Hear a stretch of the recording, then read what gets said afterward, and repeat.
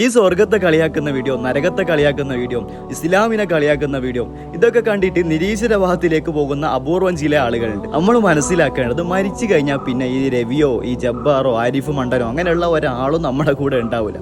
നമ്മളെ അമലുകളും മാത്രമാണ്. അള്ളാഹുവിനെയാണ് നമ്മൾ കണ്ടുമുട്ടാൻ പോകേണ്ടത്. ഇതൊക്കെ മായാവി കഥകളല്ല, നമ്മളൊക്കെ കണ്ണുകൊണ്ട് കാണാൻ പോകേണ്ട കാര്യങ്ങളാണ്. ഈ ദുനിയാവിലെ തുച്ഛമായിട്ടുള്ള ആസ്വാദനങ്ങൾക്ക് വേണ്ടിയിട്ട് നമ്മുടെ പരലോകം നമ്മൾ നഷ്ടപ്പെടുത്താതിരിക്കുക. ഒന്നുമില്ലെങ്കിൽ 5 നേരം നിസ്കരിക്കാനെങ്കിലും നമ്മൾ ശ്രദ്ധിക്കുക.